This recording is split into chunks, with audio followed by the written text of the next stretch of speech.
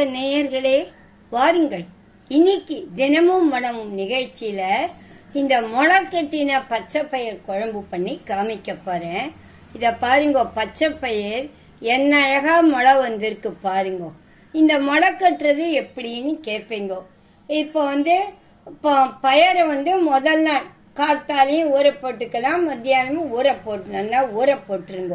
ஊற போட்டுட்டு ராத்திரி அந்த தண்ணிய வடிச்சுட்டு மூடி வச்சிடுங்க. காத்தால நல்லா முளை வந்திருக்கும். நல்லா அந்த முளை கட்டினதை காத்தம் யூஸ் பண்ணிக்கலாம். காத்தாலேயே சீக்கிரமா பண்ணணும் அப்படின்னா முதல் நாள் காத்தாலேயே ஊற போட்டுட்டு வடிய போட்டு வச்சுட்டீங்களா முளை நல்லா வரும். இதுதான் முளை கட்டுற விதம். இந்த மாதிரி பச்சை பயிரை முளை கட்டி வச்சுக்கணும். இதுக்கு நான் புளி ஒரு எலுமிச்சங்க அளவு புளி ஊற போட்டிருக்கேன். ஒரு 2 டம்ளர் புளி ரசம் வரும்படியா எடுத்துக்கோங்க. இப்ப இந்த பச்சை பயிர் முளை கட்டின பச்சை பயிர் குழம்பு எப்படி பண்றதுன்னு பார்க்கலாம். இந்த குழம்புக்கு நீங்க எதுவும் பருப்பு கிருப்பு வறுத்துக்க வேண்டாம், எண்ணெய் கொட்டி வறுத்துக்க வேண்டாம். இந்த காஞ்ச மிளகாயும் உப்பும் சேர்த்து வறுத்து எடுத்துக்கோங்க. இந்த உப்பும் மிளகாயும் சேர்த்து வறுத்து போட்டா நல்ல டேஸ்ட் இருக்கும். இப்ப மாலை இல்லாத காலத்துல நீங்க இதுக்கு இது போட்டுக்கலாம். கொஞ்சம் வெந்தயம் போட்டுக்கலாம், அரைக்கிறதுக்கு பெருங்காயம் போட்டுக்கலாம். இப்ப எதுவுமே வேண்டாம். நம்ம ரெண்டுமே அவாய்ட் பண்றது நல்லதுதான். இது பெருங்காயமும் வேண்டாம், பருப்பு கூட வேண்டாம், எதுவுமே வேண்டாம். இந்த 8 மிளகாய்க்கு மேல போட்டிருக்கேன். உங்களுக்கு காரம் எவ்வளவு வேணுமோ போட்டுக்கோங்க. இந்த மிளகாயும் உப்பும் நல்லா வறுத்து எடுத்துக்கணும். இந்த மிளகாய நல்லா வறுத்துண்டாச்சு. ஒரு மிளகாயும் எப்படி இருக்கு பாருங்க. அதான் வறுபட்டு, அப்பதான் சீக்கிரம் மெசியும். இப்ப இத மிக்சி ஜாருக்கு டிரான்ஸ்பர் பண்ணிடுறேன். இதுக்கு கொஞ்சம் தேங்காய் மட்டும் வரும், வேற எதுவும் வேண்டாம். இந்த தேங்காயும் நல்லா கொஞ்சம் வதக்கிக்கணும், அந்த ஈரம் இல்லாத. அப்பதான் குழம்புக்கும் டேஸ்ட் இருக்கும், நன்னாவும் இருக்கும். 2 நாள் வச்சு கூட சாப்பிடலாம். இதையும் நல்லா கொஞ்சம் சேஃபா ஆகும்படியா வறுத்துக்கணும். தேங்காயும் நல்லா வதக்கிட்டேன். பாருங்க, தண்ணி எல்லாம் போயிட்டு எப்படி உதுரா ஆயிடுத்து. இந்த மாதிரி வறுத்து எடுத்துக்கணும். இதையும் மிக்சியில போட்டு அரைச்சி வச்சுக்கலாம். கொஞ்சம் நல்லெண்ணெய் ஒரு 4 ஸ்பூன் குத்தி வச்சிருக்கேன். நல்லெண்ணெய் தான் நல்லா டேஸ்டா இருக்கும். கமகம நமக்கு இந்த குழம்பு வாசனையா இருக்கும். இதுக்கு பச்சை மிளகா இப்படி திருத்தி வச்சுக்கணும் குறுக்கு வாட்டில். இத பாருங்க, இந்த மாதிரி திருச்சி வச்சு பொடிப்பொடியா திருச்சி. இப்படி திருச்சினா காரமும் உரைக்கும். இத வேண்டாம் எடுத்து தூரம் வச்சுடலாம் சாப்பிடும் போது. இந்த மாதிரி பச்சை மிளகாய வச்சுக்கணும்.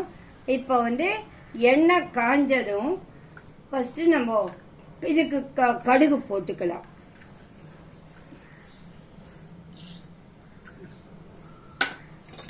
கடுகு வெடிச்சதும் இதுக்கு ஏற்கனவே மிளகா பச்சை மிளகாயும் போட்டுக்கணும், காஞ்ச மிளகாயும் வெறும் ஒரு 4 போட்டுக்கணும். அப்பதான் காரம் உரைச்சி நல்ல டேஸ்டா இருக்கும். இதுக்கு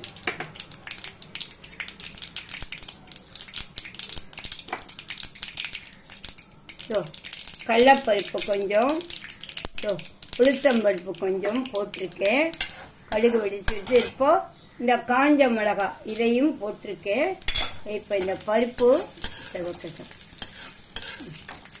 நல்லா பருப்பு செவந்ததும்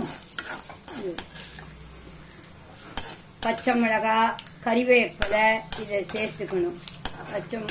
அதை சேர்த்து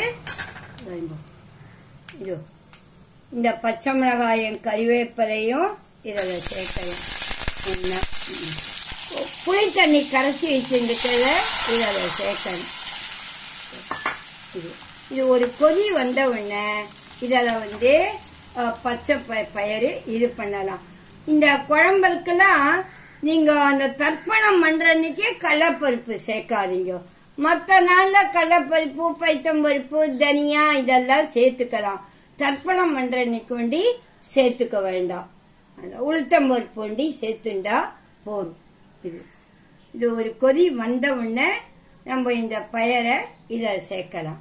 வரட்டும். இப்போ நம்ம அரைச்சி வச்சிருக்கோம் பாருங்க, இந்த பொடி மிளகா, தேங்காய், உப்பு, அதை இத சேர்த்துருங்க. இத சேர்த்துட்டு இப்ப இந்த பயரையும் ஊற வச்ச பயரையும் அதுல சேர்த்து நல்லா ஒரு 10 நிமிஷம் கொதிக்க விடுங்க.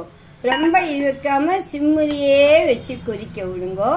நல்லா ஆகும். ஒரு 10 நிமிஷம் சிம்மிலேயே வச்சு, அப்பதான் இந்த பயருக்கு எல்லாம் அந்த காரம், புளி தண்ணி எல்லாம் இழுத்துக்கும், நல்லா இருக்கும். சிம்மில வைங்கோ சொல்லிட்டேன். இந்த பயர் கொதிச்சு குழம்பு நல்லா ரெடி ஆயிடுச்சு.